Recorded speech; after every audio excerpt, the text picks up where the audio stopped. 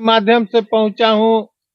ये कौन सा पैक्स है? सपही पैक्स में पहुंचा हूं, जो 1996 से निरंतर पैक्स अध्यक्ष पद पर काबिज हैं और काफी ऊंचे पदों को भी इन्होंने सुशोभित किया है। मैं चाहूंगा ये अपना व्यक्ति परिचय दें। मैं दिलीप कुमार, सपही पैक्स अध्यक्ष, सह पूर्व जिला केंद्रीय सहकारी बैंक मोतिहारी का पूर्व अध्यक्ष। वर्तमान में अभी जो पैक्स की जो स्थिति है पूरे पूर्वी चंपारण में, उसके संदर्भ में दो शब्द, क्या क्या विसंगतियां हैं और क्या क्या अच्छे कार्य हो रहे हैं इसके संदर्भ में। देखिए, मैं यहाँ के पैक्स प्रतिनिधियों यानी पैक्स अध्यक्ष और व्यापार मंडल अध्यक्ष को ढेर सारी शुभकामना देता हूँ। देखिए, यह प्रश्न जो आपने हमसे किया है, इसके पूर्व हम उम्मीद करते हैं कि आप देश के चौथा स्तंभ के पिलर हैं, चौथा स्तंभ हैं। आप बहुत सारे पैक्स अध्यक्षों से आपकी मुलाकात हुई होगी, जिन्होंने अपना समस्या आपके समक्ष रखा होगा।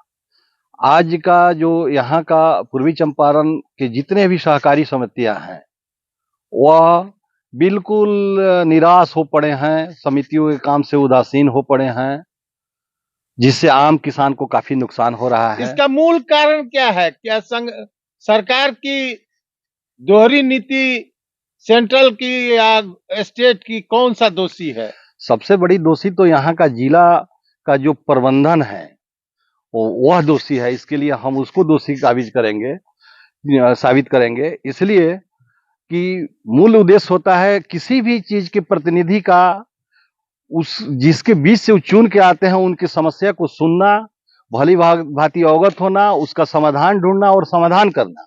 जो काम यहाँ नहीं हो पा रहा है, जिसके चलते पैक्स अध्यक्ष काफी उदासीन हैं। प्रत्येक दिन 50 लोग हमको फोन करते हैं कि मुझे यह कष्ट हो रहा है। मैं उनको एक स्वर में, एक बार में मैं उनसे जवाब देता हूं कि भाई, आज मैं कौन प्रतिनिधि हूं? प्रतिनिधि हम सबों के बीच से जो चुन के आए हैं, जिनको मौका मिला है, उनसे कहिए। वे लगातार जवाब देते आ रहे हैं कि नहीं, वहां उनका फोन पिकअप नहीं होता है। कभी होता है तो वो कहते हैं कि भाई, इसमें मैं क्या कर सकता हूं, राज्य सरकार जाने, केंद्र सरकार जाने। अपना पाला थोप लेते हैं सरकारों पे, लेकिन ऐसा नहीं है। ऐसा आप हमारे कार्यकाल में भी, पिछले 5 साल में सरकार यहाँ जो एनडीए भी था, महागठबंधन का भी आज है, लेकिन सरकार किसी का भी हो, जब यहाँ का स्थानीय प्रबंधन मेरे द्वारा होता था तो उस समय काफी खुशहाल होते थे पैक्स के प्रतिनिधि लोग।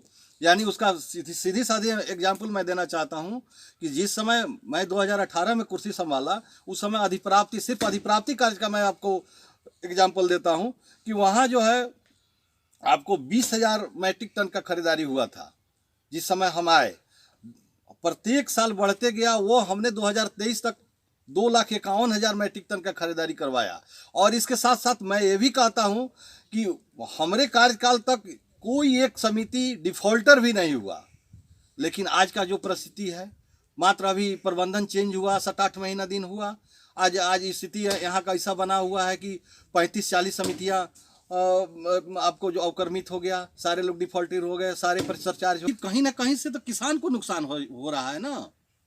वर्तमान जो सरकार बता रही है कि हम मिनी पेट्रोल पंप की स्थापना कराएंगे और अन्य सामग्रियों को देंगे, और ये जो है सो जन वितरण, इस पर आपका क्या सोच है? देखिए, यह चीज़ तो अच्छा है। पहले जो था पैक्स के बाइलॉज में था कि सिर्फ आपको खाद्य का व्यवसाय, पीडीएस, आप अधिप्राप्ति कार्य ही कर सकते थे। एक जमा ईर्दी योजना भी बहुत पहले हुआ करता था, वो भी अब आजकल फास्ट युग हो गया, नेट बैंकिंग का ज़माना हो गया। गांव-गांव तक जो है सीबीएस वाले ब्रांच लग गए, तो उसमें वह काम बंद ही हो गया।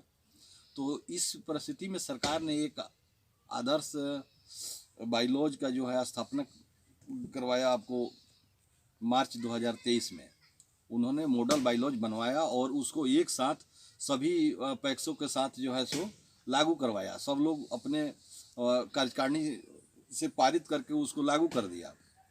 तो उसमें यह चीज़ बहुत बड़ा अच्छा चीज़ है। हालांकि उसका रूपरेखा अभी दिख नहीं रहा है, लेकिन इन फ्यूचर अच्छा होगा। उसमें आज़ाद कर दिया पैक्स को कि आप कोई भी व्यवसाय अपने पैक्स के तहत जो कोई इंडिविजुअल व्यक्ति करता है वो आप भी कर सकते हैं। जिस आपके क्षेत्र में जो संभव है, जिस चीज़ का व्यवसाय आप कर सकते हैं वो आप अपने यहाँ लगा सकते हैं। उसके लिए हाँ एक चीज़ है कि उसके लिए फंडिंग का व्यवस्था स्वयं जो समिति के अध्यक्ष होंगे, प्रबंध कार्यकारिणी के लोग होंगे, उन लोगों को अपने स्थानीय स्तर पर करना होगा, या उनका कार्यकलाप बहुत अगर बेहतर होगा, उनका पैक्स जो है श्रेणी ए में आएगा, तो उसके लिए एनसीडीसी नाबार्ड वगैरह से फंडिंग वगैरह कम सूद पर हो सकता है। यह अच्छा चीज़ है। वर्तमान में आज़ादी के समय में कहा था बुजुर्गों ने कहा था कि तुम मुझे खून दो मैं तुझे आज़ादी दूंगा, और पैक्स जो है सहयोग समिति का दूसरा नाम पैक्स है, जो ऊंचाइयों में लोग समझ नहीं पाते हैं। एक दूसरे के सहयोग से ही इसका निर्माण हुआ है और एक दूसरे के सहयोग से ही ये बढ़ोतरी होने वाला है। इसके संदर्भ में आपका क्या कहना? आपको मैं यह बताना चाहता हूँ कि पैक्स हो या कोई भी सहकारी समिति हो, इसमें सब एक के लिए है, एक सबके लिए सर्वमान्य है। इसका लोगो ही है हाथ में हाथ, सहकारिता के साथ। आप और हम दोनों आदमी एक दूसरे को हाथ बढ़ाए, दोनों मिलाए और कोई काम स्थापित किया जिससे 10 को मेंबर, 10 को किसान लाभान्वित हुआ। वहीं कोई भी सहकारी समिति है, पैक्स हो, व्यापार मंडल हो या और सभी समितियां हैं। वर्तमान जिले के किसान कैसे खुशहाल रहे, इसके प्रति आपकी क्या मास्टर प्लानिंग है और आप क्या सलाह दे रहे हैं? देखिए, उसमें तो हम आज सलाह ही दे सकते हैं क्योंकि सत्ता मेरे हाथ में तो है नहीं जी, उसी लेकिन मैं यहाँ के केंद्रीय सहकारी बैंक के माननीय अध्यक्ष, वर्तमान अध्यक्ष महोदय को यह उनसे अपना यह विचार रखना चाहते हैं कि वो सभी का सुने। समिति के जो प्रतिनिधि हैं, जो अध्यक्ष हैं, उनको जो काम करने में व्यवहारिक कठिनाई हो रही है उनको सहयोग करें। उसमें अगर वो असक्षम साबित होते हैं तो सभी पैक्स अध्यक्षों से सहयोग ले, मांगे, कहें। बहुत से एक ऊर्जावान यहाँ के पैक्स अध्यक्ष हैं जिनके से सहयोग ले करके वो आगे बढ़ सकते हैं, जिला को विकास की धारा से जोड़ सकते हैं। ये राजनीति का तो शिकार नहीं हो रहा है, मैं ये पूछना चाहूँगा, क्योंकि इसमें न जाति न धर्म, सिर्फ कर्म की बात है।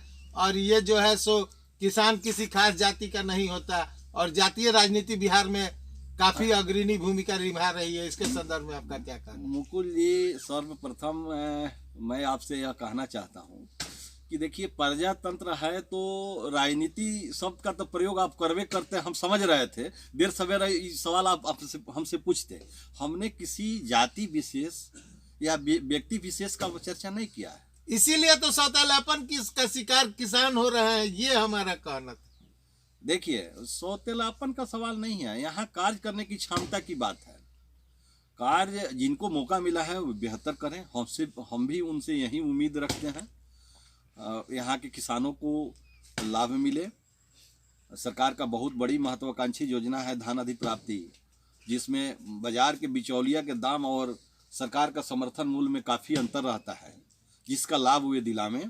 अदर स्टेट में जा रहा है यहाँ का सामग्री, इसके संदर्भ में क्या कहना है? छत्तीसगढ़ अन्य वही तो हम कह रहे हैं कि अगर यहाँ के किसानों को यहाँ उसको समर्थन मूल्य पर उसका सामग्री आप खरीद लेंगे, उसका धान गेहूं खरीद लेंगे, तो वह बाहर कैसे भेज पाएगा? बाहर भेजने में तो उस जो ले जाते हैं उनको भी तो ट्रांसपोर्टिंग वगैरह लगता है, खर्च लगता है ना।